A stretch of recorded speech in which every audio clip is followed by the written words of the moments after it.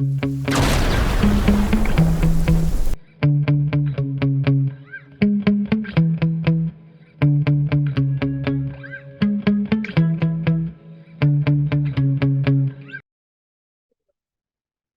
hello, my paranormal peeps, and welcome back to another Deep Woods Paranormal podcast. I apologize for the lack of podcasts coming out recently. We're trying to get at least one or two out a week right now.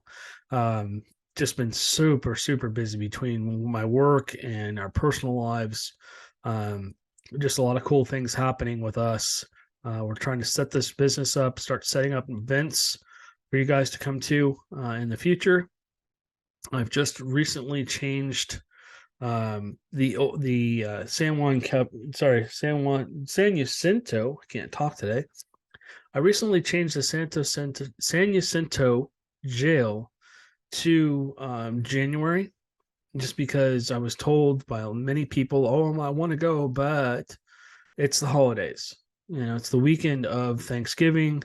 And then we have, of course, Christmas coming, and that time of year is really hard for people to get out and do events. So we will be doing that hopefully in January. I've changed the times and everything.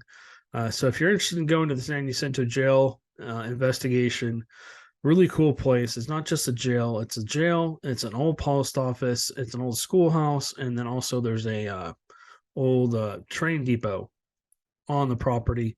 And then 400 people or more have been hung on the property as well. So, those places are pretty active. You just never know. Also, it's in Bigfoot territory. Some strange things have been seen in and around that area. So when you're walking the grounds at night, you just never know what you're going to see. It's pretty quiet. And every once in a while, you think you see something. Anyways. So that's coming up hopefully in January. We're going to be putting out a lot of other events coming up here. We're going to be bouncing around all over the place. So if you're interested in that, follow us on Deepwoods Para at I can't talk today. deepwoodspara.com. That is our new website address. If you're trying to go to deepwoodsparanormal.com, it's been pretty much stopped by GoDaddy. I don't know what GoDaddy's problem is. I normally don't complain about crap, but man, they are making it extremely difficult to transfer that website over. I'm in the process of trying to remove it from GoDaddy and put it on my normal website so we can get you guys back up. But the new website is up. Deepwoodspara.com is our new website. Deepwoods Productions is on there now. We do have events that we will be doing. Paranormal events. Of course, we have our YouTube shows, and of course, our podcasts will be on there. And in the future, we're looking to sell paranormal gear and then other things too. Apparel, we're going to get our apparel put back up on there and maybe come out with some new designs and stuff like that. But if you're looking for a Deepwoods Paranormal hat or a t-shirt or something like that, let us know. We can always order one for you. But that's what's going on with that. A lot of just back and forth trying to rebuild the website from scratch because the last one just crashed and we could not get it back up, and it just one thing after another. Almost looked like a virus basically attacked it and just would not let anybody do anything with it. So we had to scrap it and start over. To be honest with you, I think the newer website looks better. So again, if you're looking for that, Deepwoods Para, it'll be in the link below. I'm going to change that in our link below. Other things going on. About the OP Pile House. We just went to investigate, and Man and I, we got to spend the night there. Really cool location. I'm still reviewing the video from all that. There was so much surveillance video that from the DVR cameras we had up. It's just taking a long time. I realize now that if you have memory cards in there, it records everything. I thought it was just recording like 6-second segments of motion, but nope, it's recording everything. So I ended up with like close to 30-40 hours worth of video just through that, which is great because we're finding cool things. If you haven't seen our TikTok channel, we caught a door opening, a closet door, just boom, opening by itself. And it sounds like the latch is actually turned and opened. So if you haven't checked out our YouTube channel or our TikTok channel, though I think it's on both, but we had a lot more experiences there. You can go back and listen to the OP Pal House podcasts, and if you want to learn more about that, we will be releasing the videos and of course the audio podcasts, the other two from the other couple of people we talked to that were paranormal enthusiasts as well. That'll come out probably next week and the week after. What we want to do is once we get through all the evidence and we get everything reviewed, we're going to be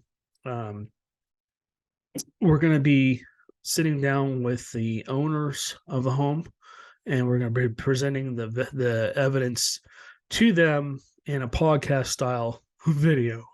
So there'll be an audio of that, and of course audio podcast, and then there'll be the video of us presenting the evidence to them. And we had a really good time there. We're looking at setting up another time to go back in the future and setting up cameras, just maybe leaving them for like a longer time to see if we can document more of the stuff that we experienced. I think there was a lot of places that we didn't really document that we probably should have. We should add cameras in those locations. So in the future, that will be set up. We'll have those going and stuff like that.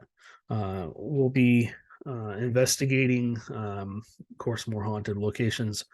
Bigfoot research. I know everybody's going, hey, Matt, what happened with the Bigfoot research? We just got invited on a couple different investigations here. I just did the Old Park Hotel, which we had done before. And again, it just didn't disappoint. I had lots of personal experiences, and I'll probably go into that on a separate podcast. But I just wanted to come on here. And again, I don't know if I said this earlier, but I want to repeat this. I want to thank everyone for all the podcast reviews. This is Zeus, our puppy.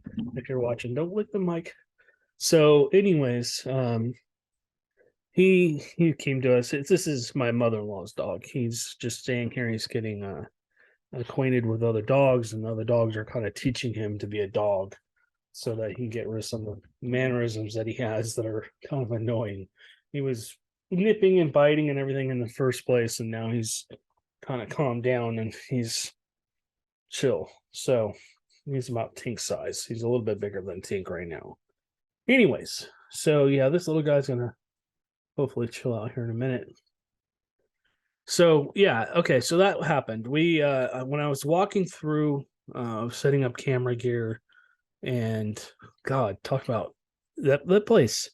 The Old Park Hotel is one of those places where things don't like you. Whoever's there does not like to be recorded, video or audio wise.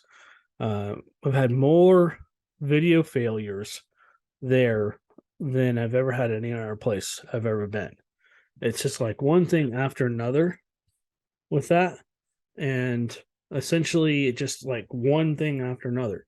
Camera would turned off, wouldn't turn back on, battery drained, and then I had sorry, this little guy's pretty distracting. So then I had the camera almost knocked out of my hand. I experienced growling twice, and the other couple that was there said, hey, you know, that's whatever his name is that doesn't like people, he doesn't like men. And so he's kind of like the boss guy at that location. But we did a lot of investigating. I think we had like 7 or 8 hours of investigating before I had to crash and go to bed because I had to go to work the next morning. So I had a lot of K2 hits. We did some EVPs. We used the spirit box, which I know everybody loves, but not a lot of hits on the spirit box. We were able to talk to the previous owner and stuff like that, and see. Whoops. So, yeah, just a really cool location. If you have not been to the Old Park Hotel, I would highly recommend it. It's very hard to book, so you got to book in advance. Whether you're a paranormal team or not, they do offer ghost tours, I believe. You have to contact Dan. He has a Facebook page. You just look up the Old Park Hotel. He and his wife are amazing people. They're so awesome. And what helps is they're also paranormal investigators. So them being in the field, they know what it's like to investigate and trying to set up locations and stuff like that. So they've made this place available for people at a very reasonable cost. So again, if you haven't gone to that, I would highly recommend it. Future plans here. What's going on with the team? We're gonna possibly be starting to investigate Bigfoot again. Sorry, we crashed. Here shortly. I'd like to get back out this time of year from November till about February. They're not as noticeable. I'll just say noticeable. They tend to be more quiet, not as many screams, at least in this area. I'm not saying this is everywhere, just in this area, in my experiences. These are just based off my experiences.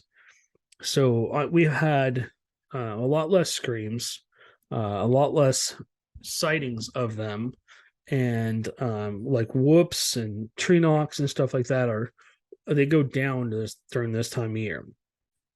I believe it's because more than likely they've just bred, and I believe there's a migration that happens as well with Bigfoots.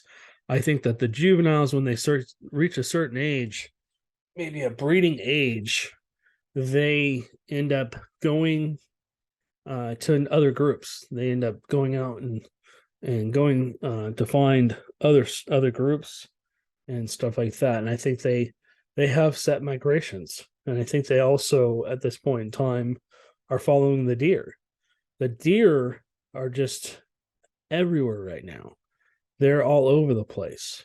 Normally where we see them, they're not there. Now they're in other places where I've never seen them. They're going around and going crazy. So, and then with hunting season and everything going on, it's just just crazy trying to find places you can go where they're not hunting, and you're not going to get shot at if you make a Bigfoot call. And even if you're not in a hunting area, if you're on private land, you got to be careful because sometimes the neighbors will shoot at you because they think you're a Bigfoot. So just crazy stuff. All right, guys. Well, this is going to be kind of a shorter podcast. I apologize. The next one, I think we'll talk about what happened at the Old Park Hotel. And then I'm going to try and get a Friday podcast out as well. We'll just see. We have family coming into town, so it's going to be a little more difficult. That's why I want to get this out today. And then we'll probably release another OP Pilehouse podcast here shortly. There was 4 of them in total, so there's 4 parts. But we didn't want to do a 3-hour thing. And then the last one, of course, will be with the owner doing the reveal. So if there's anything you guys want us to talk about, if there's certain topics, maybe you have a cryptid in your area or you have a haunted location, bring it to our attention, and we'll take a look at it and see, if it's worth talking about or not. If there's enough evidence and enough content about it, we're happy to talk about it. Or if you've had an experience at that location, we'd love to interview you and talk to you about it. Everybody loves to hear a good ghost story. So, or a Bigfoot story or whatever. Again, there's no judgment on this channel. We do not judge anybody who comes on here. Just know for witnesses of any paranormal experiences, it's very, very hard to talk about sometimes. People are afraid of being ridiculed, or people, don't want to be called crazy, or you're nuts, or whatever, or you're lying, or whatever. So just remember, it takes a lot for people to come out and talk about their experiences. It takes a lot of trust and stuff like that. Sorry, puppies bouncing around all over the place here. So, like I said, I've got this little boy. His name's Zeus, and this is my mother-in-law's dog. He's just a little sweetheart, but he likes to be up and in your arms, and he likes to give you kisses in the face. So, and then we're working on with him. We're working on now. Yeah. All right. So, you guys have a good one, and we'll catch you on the next one.